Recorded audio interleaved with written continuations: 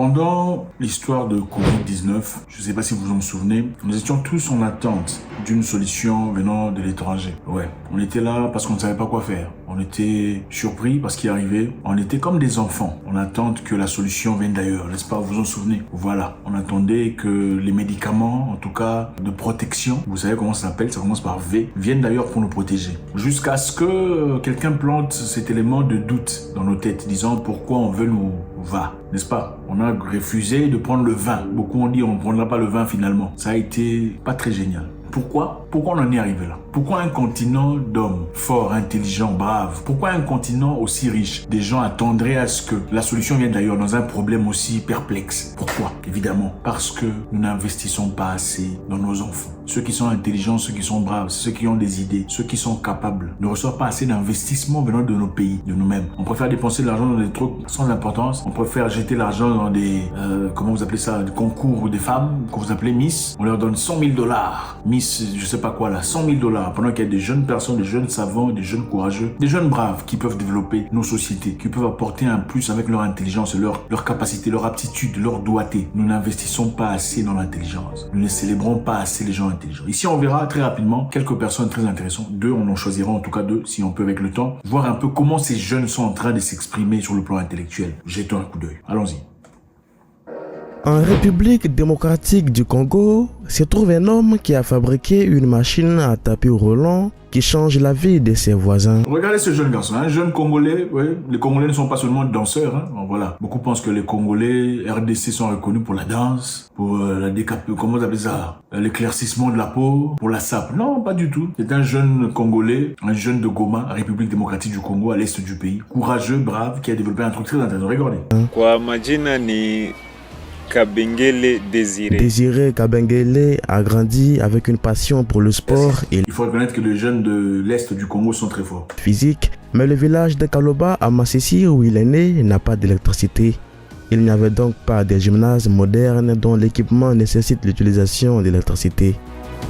Même lorsqu'il a eu l'occasion d'aller à l'école dans la ville de Goma, il a été surpris de découvrir que les gymnases de la ville étaient peu nombreux et chers.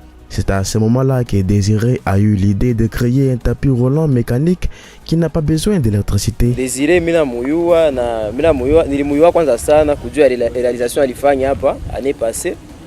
Atufanyizia kitu moja yenyewe ilikuwa innovation kabisa kwa masomo. Ndio ilikuwa mara kwanza tunaiona alifanya tapis roulant yenyewe ilikuwa inatumika bila courant. Regardez-moi ça. Un jeune courageux qui réalise que le pays ou la ville ne l'offre pas ce qu'il a besoin. Passionné de sport, il dit bon, comme il y a un problème ici, moi, je ne serai pas plaignant, je trouverai une solution à mon problème. Au lieu de pleurnicher, vieux, patron, chef, boss. Ça, c'est la mentalité, il faut le reconnaître, c'est une mentalité de l'autre côté du Congo. Là-bas, c'est bonjour chef, bonjour patron. Hey chef, comment tu pars, tu me laisses comme ça, ils vont te donner à manger. Ouais. Des gens en cravate, des mendiants, cravate, mais il faut dire la vérité. Ce n'est pas la mentalité de cette partie de l'Est du Congo. Il faut dire la vérité, il faut arrêter de faire des vérités. C'est ça la vérité. Les gens de l'Est du Congo n'ont pas trop cette mentalité. Les gens de l'autre côté, malheureusement, c'est chef, patron. Tu viens de tout ça, comment tu me laisses comme ça? Voilà. Le jeune petit ici a trouvé des solutions à son problème. Il voulait faire le sport. Il n'a pas attendu le gouvernement. Oh, que le gouvernement nous regarde ce problème. Oh, que le gouvernement trouve des... Non, il a fait son histoire lui-même. Suivant. Depuis les débuts des temps, la vie a toujours été un défi pour les êtres humains. Faut pas vous fâcher quand on vous dit la vérité. Et nous avons survécu jusqu'à présent qu'en raison de notre capacité à résoudre certains de ces défis par l'innovation et par les compétences. Kabengele Désiré est un témoignage vivant de ces faits car il a utilisé son dévouement pour résoudre l'un des plus grands défis de sa région. Niko mwanafunzi wa Ista Goma, Institut supérieur des techniques appliquées.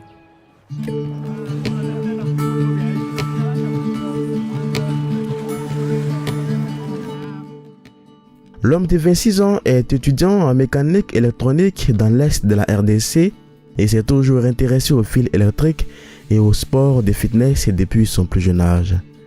Mais vivant dans l'un des pays les plus pauvres au monde, Désiré n'a jamais eu l'occasion d'exploiter sa passion. Regardez un petit comme ça, un petit aussi doué, un petit aussi outillé. En fait, les humains ne sont pas égaux. Okay? Il y a de ces gens qui naissent avec des aptitudes extraordinaires. Malheureusement, c'est comme des noix, c'est comme seed. C'est encore quoi en français, j'ai oublié. Ce sont ces histoires qu'on met sous terre. Ce sont des semences extraordinaires qu'il faut arroser. Et comment on arrose une personne comme ça? Évidemment, il faut un mentor. À part un mentor, il faut un financement. Et pour ce financement, évidemment, il faut des gens assez intelligents qui comprennent que la vie, ce n'est pas la mendicité. Parce que malheureusement, on vit dans des sociétés où les gens sont des mendiants de carrière. Oui, un gouverneur peut être mendiant. Oui, évidemment, un chef peut être mendiant. Des gens qui ne font que vivre de leur chef. C'est-à-dire, ils sont prêts à bafouer leurs propres valeurs pour saluer l'honneur et la présence d'un chef. Donc, l'objectif, c'est de quoi? C'est de nourrir sa propre position. C'est de manger. Au lieu de... C'est des gens comme ça qu'il faut sponsoriser. C'est des gens comme ça qu'il faut élever. Les Miss, je ne sais pas comment vous appelez ça, Miss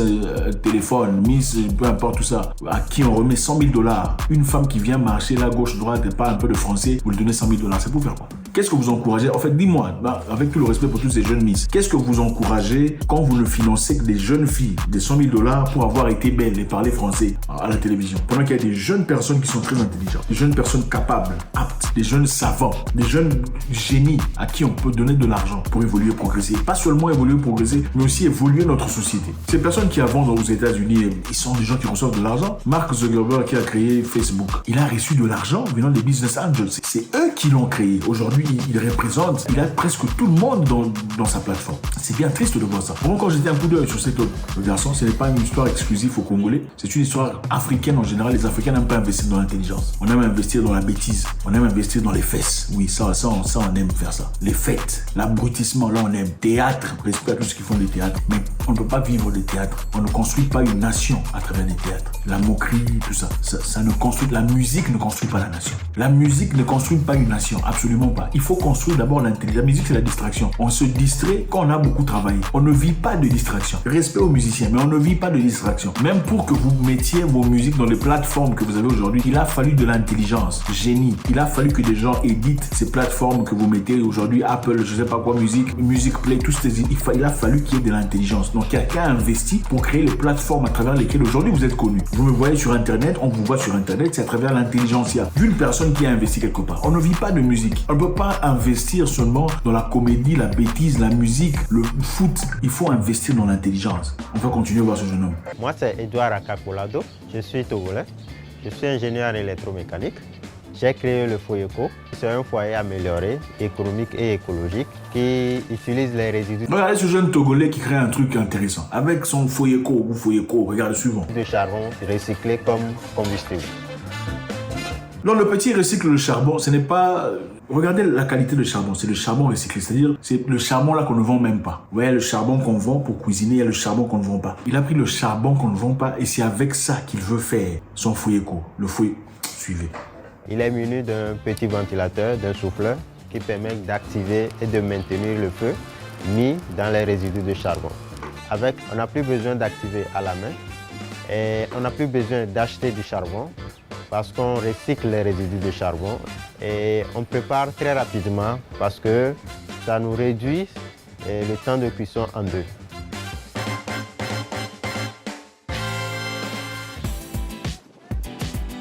En tant qu'innovateur, je veux apporter des solutions à ma communauté. Quand j'étais en troisième, bizarrement, j'étais là, j'apprenais, et puis un avion passait comme ça, je dis non. Pourquoi ça ne tombe pas? Pourquoi je lance une pierre et ça tombe? C'est quelle science cachée derrière tout ça? Je me suis dit, il faut que je m'approprie de cette science, de cette technologie. C'était un peu le premier déclic qui m'a poussé vers les recherches, l'innovation, et puis c'est devenu une passion aussi. Ouais, ce jeune, il ne cherche pas comment prendre l'avion ou prendre le bateau, traverser la Méditerranée et aller en France. Non, il ne cherche pas ça. Il n'a pas cherché ça. Il n'a pas cherché un moyen de partir aux États-Unis. Il est resté sur place. Il a créé son Foyeco avec les charbons. Évidemment, avec le Foyeco ici, c'est clair, on dépense beaucoup moins d'argent, moins de 1 € le mois pour utiliser son histoire ici et créer de l'énergie et cuisiner, faire moins d'1 €. Évidemment, bon, avec son cas ici, c'est clair, les entreprises d'énergie ne vont pas l'aimer. On ne va pas beaucoup le soutenir. Parce que voilà, il faut du gaz, il faut qu'on préfère que vous achetiez le gaz pour cuisiner, ça leur fait de l'argent. On préfère utiliser le courant, ça leur fait de l'argent. Au lieu de créer une histoire où Voilà.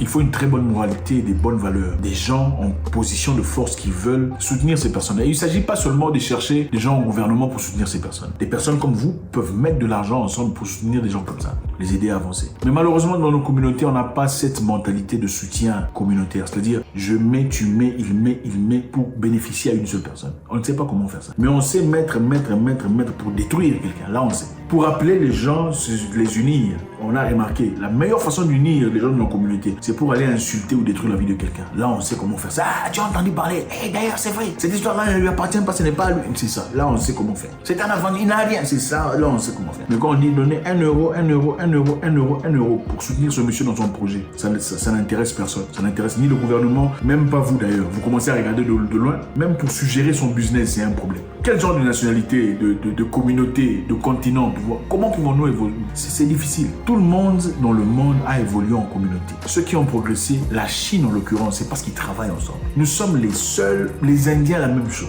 les Turcs la même chose, les Grecs c'est la même chose. Nous sommes les seuls au monde où chacun veut être le premier noir à avoir fait ça, le premier noir à avoir été en truc, le premier noir à être à la télévision, le premier noir à avoir atteint 1 million, on veut être le premier noir ou le seul noir à avoir fait ça ou le premier noir à avoir fait. C'est triste. Mais on prie beaucoup, on prie extrêmement beaucoup. On prie qui?